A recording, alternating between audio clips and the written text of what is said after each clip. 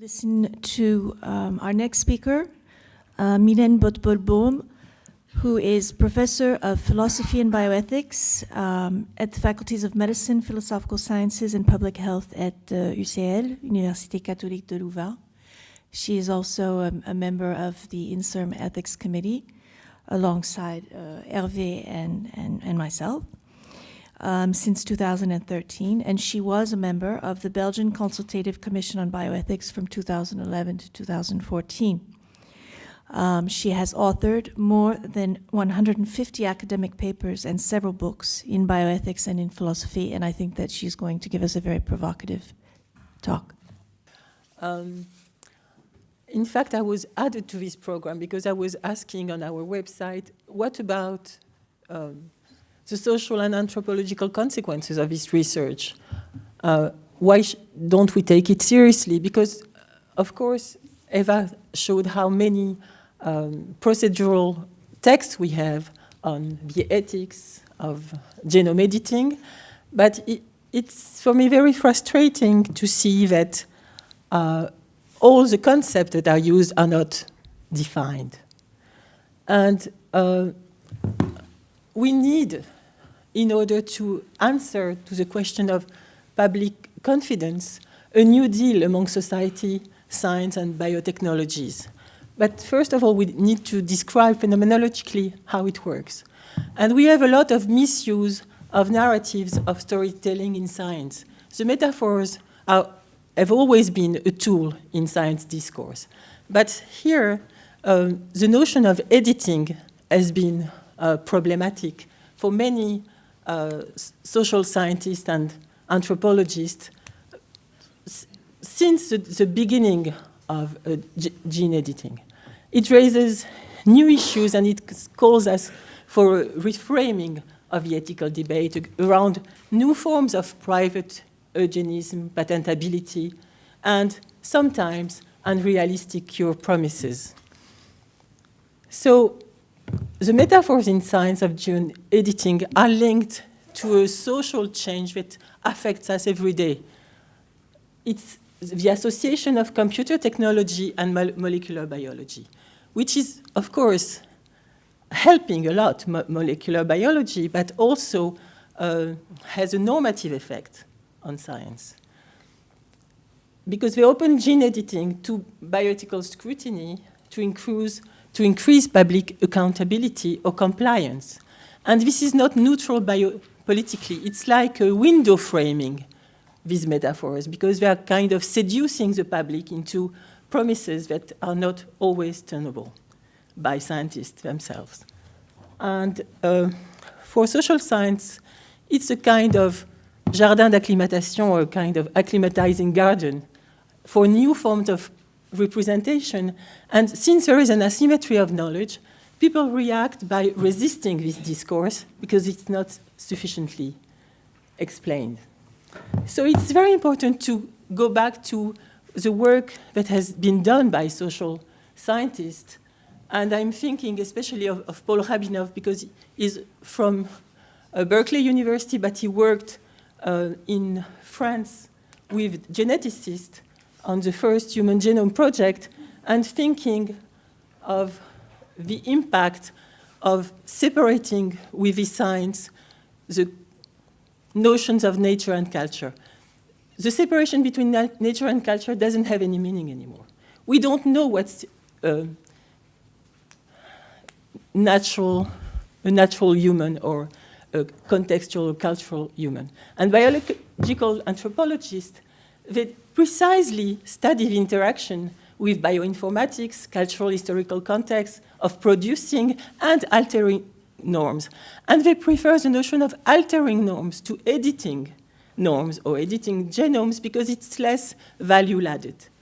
And of course, the technical and the ideological are bound together by different forms of conflicting memories. When we speak about neural memory or genetic memory, it's not the same thing as subjective memory. And we have to find a common language. So there is a biopolitics of genetic stories. And the best epistemology was given by women. I don't have time to develop it, but You can see the names, and we should read them. So they address the fourth industrial revolution that we are living all together, because we are confronted with a conflict of narrative between science and society. And these different memories, using the metaphor of genome, have been used by big scientists like Jennifer Doudna herself in her book, Cracking the Genome. Well, I don't remember exactly the title. Anyway, she declared in her book, I'm not categorically against human germline editing, but I think there should be a reason to do it that would justify the risk. And precisely what society is asking for is a reason to justify the risk. And we have not answered yet this question. So the problem is that anthropology is today resisting sensational science. They don't want too big promises. They want to describe exactly what science can offer and not more. But since it's associated to industry, industry sells more than it can offer. And anthropology is bringing precisely an awry gaze on this functioning because it questions the commodification of bodies in terms of social justice and intellectual property on human biological material in the name of efficiency or convenience. There is also, I don't have the time to speak of, geography specialists who say that before we were collecting data with colonialism, now we use data in the labs, and we don't need to colonize anymore because we have everything disposable. And we should think about it. So, of course, the bioethics market is raising question of geopolitics. And the private industry investment exceed by far the funding provided by governments. And it's a problem for the freedom of science. Because in trading the genome, Paris shows us how the commodification of body is linked to bioinformation. So it's much more rapid, and people they don't have the same timeline to understand what's happening. So they resist it. So it places also more control over the development of biotechnology in the hands of countries that can afford the investment in scientific research through corporate sponsors, and this creates geopolitical issues for countries who cannot afford this patenting. Of course, organizations like UNESCO promote solidarity toward groups vulnerable to genetic disease, sharing of benefits, or protection of future generations, but till now, these are just words. So we have to contextualize our epistemology in societal terms. I was reading an article, a science article, and I'm a philosopher, so you would say, do you understand what you're reading?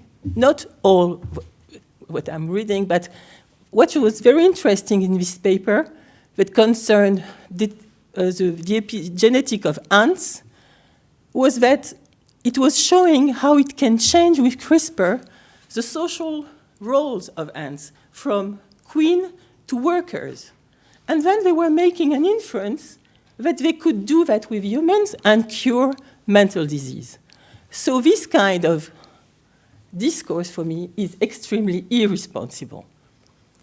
So we must exercise democratic safeguards on genome heritage or modification, alteration, editing, because they influence the public trust or generate fear. And fear is very dangerous because all the populism we are seeing now in Europe and in other parts of the world is also linked to this asymmetry of knowledge between the public and institution.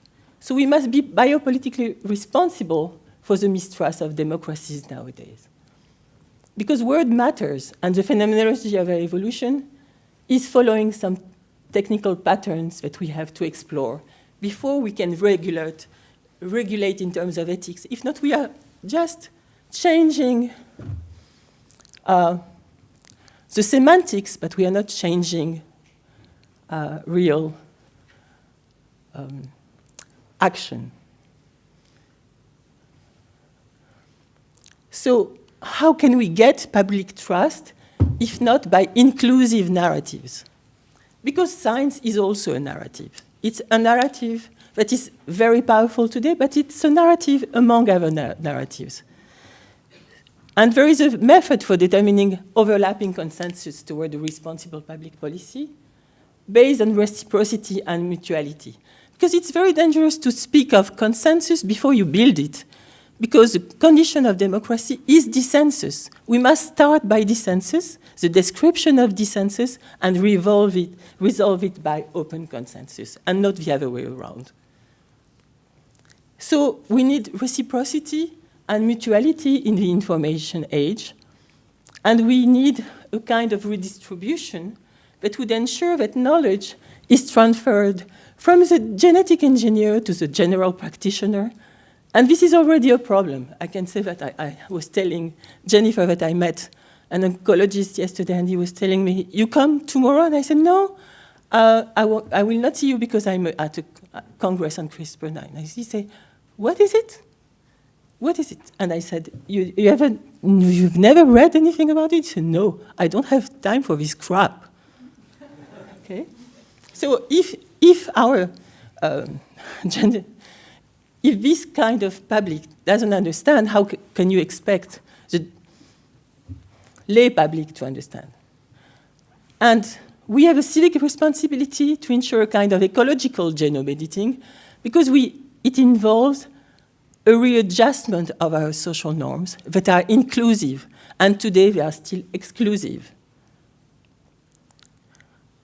So afterwards, we could speak about editing future generation, etc., against wrongful life, but this is not yet the issue.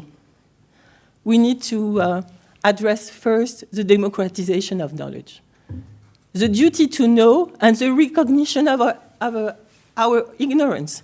Even scientists, because when they are a specialist in a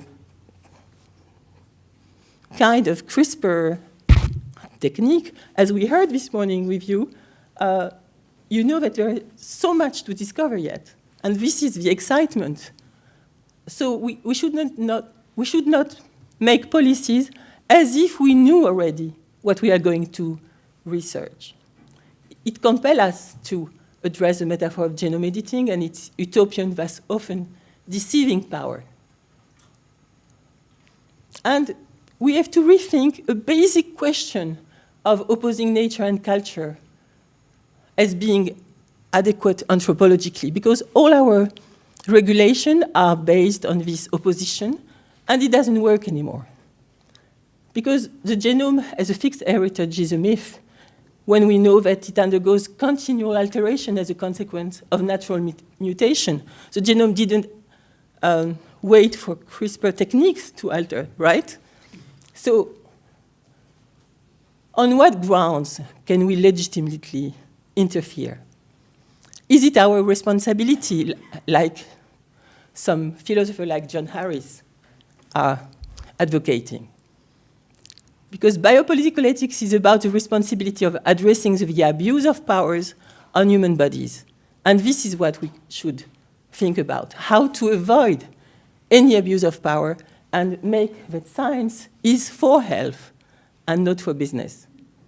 It is a bioethical and sociobiological question that should be addressed concurrently by interdisciplinarity. And we need places to do that, to construct a shareable narrative and interwoven genetic, neural, and subjective forms of memory that can make history and can allow science to be an actor, a confident actor in history. Thank you for your attention.